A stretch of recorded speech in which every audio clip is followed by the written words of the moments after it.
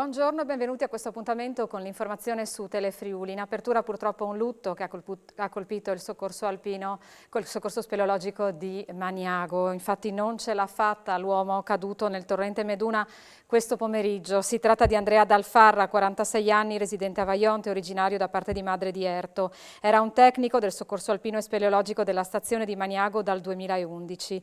Non sono ancora chiare le circostanze dell'incidente. Dalle prime ricostruzioni si apprende che l'uomo è caduto da una delle griglie del torrente da un'altezza di soli 3 metri, che però gli è stata fatale, probabilmente a causa dell'impatto con una pietra. Con lui c'era la compagna, anche lei del soccorso alpino, che si è subito precipitata nel torrente riportandolo a riva e praticandogli il massaggio cardiaco per rianimarlo, purtroppo invano. La donna è in stato di shock. Il medico giunto sul posto ha fatto la constatazione di morte. Al momento sono ancora in corso le operazioni di recupero. Ancora cronaca, 3 incidenti analoghi nelle giornate di Pasqua e Pasquetta sul lago di Braies, in provincia di Bolzano, dove in momenti distinti delle persone sono finite in acqua mentre passeggiavano sulla superficie ghiacciata, resa più fragile e sottile dall'aumento delle temperature. In un caso l'intervento dei soccorritori si è reso necessario per 3 giovani turisti di Udine che hanno sfondato il ghiaccio sulla sponda occidentale e sono stati salvati da alcuni passanti, rifiutando poi il ricovero in ospedale. E una donna, classe 1984, residente a Trieste, è stata soccorsa nel pomeriggio dopo le 14 nella falesia di Dardago, nel settore delle Placche, dove è stata colpita alla testa da un sasso caduto dall'alto. L'impatto è stato forte, la donna era dolorante e stordita, è stata portata in ospedale per controlli.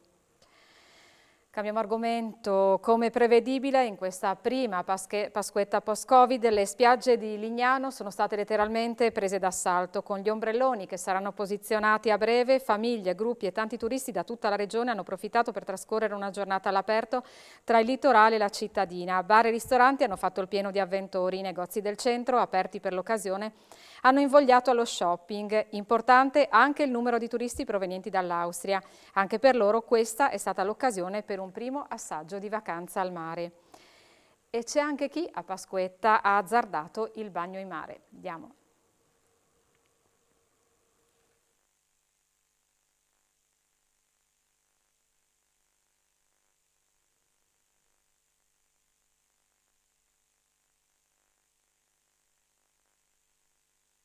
E in tanti hanno scelto per questa Pasquetta post-Covid le iniziative proposte dal Comune di Palmanova tra le porte della città stellata e i bastioni. Sentiamo.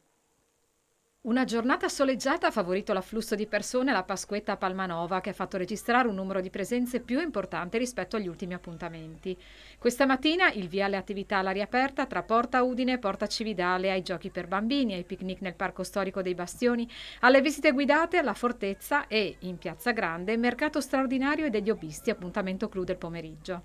Ampio consenso hanno trovato le novità di quest'anno: il Labirinto del Leone, inaugurato proprio oggi, i cestini Maxi e Mindy Primavera, la visita didattica sulle api in lunetta e il contest Instagram per premiare le migliori foto della giornata, oltre all'attesissima aquilonata, con bambini e ragazzi che si sono dilettati nella costruzione e nel far volare aquiloni tra i parti del Bastioni. In tutta la giornata sono state distribuite gratuitamente 400 uova di cioccolato. E a Cividale il ritorno del tradizionale gioco del truc ha portato nei giorni di Pasqua e Pasquetta anche un ampio ventaglio di iniziative collaterali dedicate a famiglie e turisti. Scopriamo quali nel servizio di Lorenzo Pausa. Non solo il gioco del truc ha animato le vie e le piazze di Cividale nei giorni di Pasqua e Pasquetta. Numerosi infatti sono gli eventi collaterali proposti quest'anno per famiglie e turisti, che hanno risposto presente, spinti dalla voglia di normalità e dal tempo soleggiato. Chiese, musei e altre attrazioni storiche della città sono rimaste aperte con orario continuato, mentre in Borgo San Pietro si sono decorate non solo le uova ma anche i volti dei più piccoli. Nella frazione di Gruppignano invece la mostra Zux di Une Volte ha messo in scena i giocattoli che allietavano le giornate dei bambini di un tempo. Una rassegna raccolta dagli abitanti del paese di Gruppignano, appunto, che ci consente di gettare uno sguardo sui passatempi dei bambini di una volta. Si tratta di giochi, a volte quelli senza tempo, autocostruiti, ma ce ne sono molti del passato più recente che consentono di accendere l'interruttore dei ricordi in coloro i quali hanno avuto modo di praticarli. Io ho raccolto una mia collezione di di soldatini che sono stati pazientemente messi da parte, erano in ogni settimana presenti come allegato al famoso giornalino Il Corriere dei Piccoli. E ci spostiamo adesso in montagna. Numerosi i turisti che hanno raggiunto nei giorni scorsi e oggi Sappada. Chi per una passeggiata in famiglia, chi per un'uscita tra amici, chi è arrivato in elicottero per un pranzo gourmet, chi per un giro in moto e chi giunto in camper per trascorrere le festività di Pasqua baciate dal sole e con temperature primaverili. E se per il giorno di Pasqua gli ospiti degli alberghi e i proprietari delle seconde case hanno prediletto il pranzo in casa, oggi per la Pasquetta i ristoranti hanno registrato il tutto esaurito. Passiamo adesso ai dati sulla pandemia. Oggi in Friuli Venezia Giulia su 976 tamponi molecolari sono stati rilevati 30 nuovi contagi con una percentuale di positività del 3,7%. Sono inoltre 849 i test rapidi antigenici realizzati, dai quali sono stati rilevati 141 casi, il 16,61%. Il totale dei nuovi positivi è quindi di 171.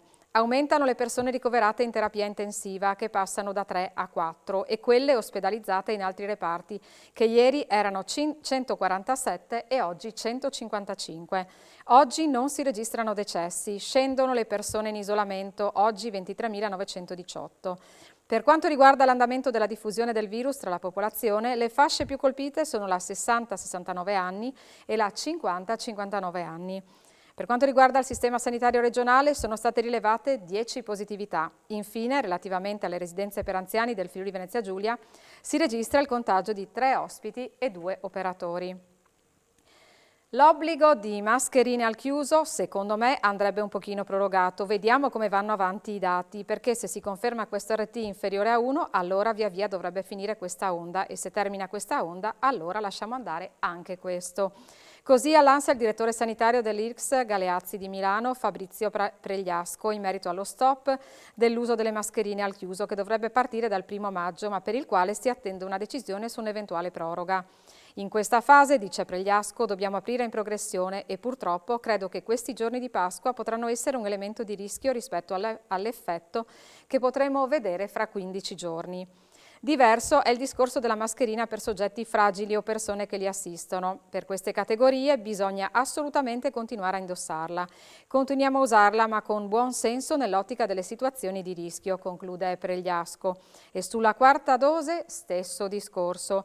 Questo vaccino serve ai fragili e agli over 80 per dare una risposta anche di memoria al sistema immunitario, oltre che di produzione di anticorpi.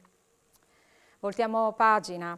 Una indagine dell'IRES FVG sulle dichiarazioni IRPEF del 2021 indica che la nostra regione è 7ª in Italia per reddito complessivo IRPEF. Vediamo.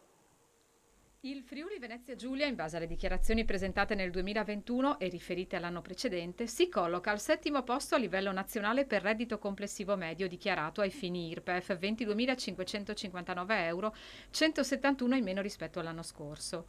La Lombardia è la regione più ricca con una media di 25.331 euro, mentre in fondo alla graduatoria si colloca la Calabria con 15.633 euro. È questo il risultato di una rielaborazione dell'IRES FVG curata dal ricercatore Alessandro Russo su dati del Ministero dell'Economia e delle Finanze. Il reddito imponibile medio, che non comprende quindi gli oneri deducibili, in Friuli Venezia Giulia è pari a 21.710 euro contro una media nazionale di 20.851 euro.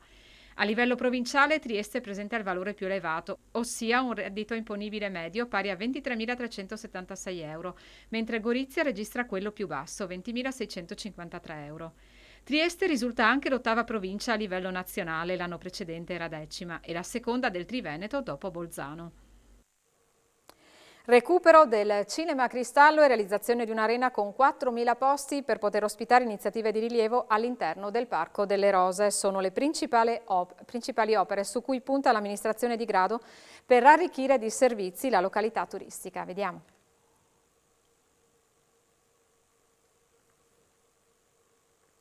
Il rilancio turistico di grado passa sia attraverso le manifestazioni che l'ammodernamento dei servizi. L'amministrazione comunale punta soprattutto su ristrutturazioni e valorizzazioni del patrimonio esistente. Noi ci siamo resi conti che per crescere di livello abbiamo bisogno di dare più servizi sia alla comunità che al turista, no?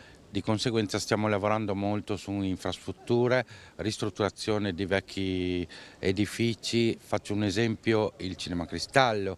Il Cinema Cristallo per noi è una parte importante perché è una struttura centralissima in cui una volta c'era il cinema e vorremmo creare una struttura polifunzionale. Si sta vedendo per fare finalmente un centro nella piazza Maggiore dove c'era il teatro una volta del Parco delle Rose, fare un'arena che sia a livelli seri, no? Quindi metto le mani avanti, un 4.000 posti a sedere dove si possano fare veramente anche dei musical. Ci vorrà il suo tempo, non è che sarà pronta nel 2023, però le ambizioni sono tante.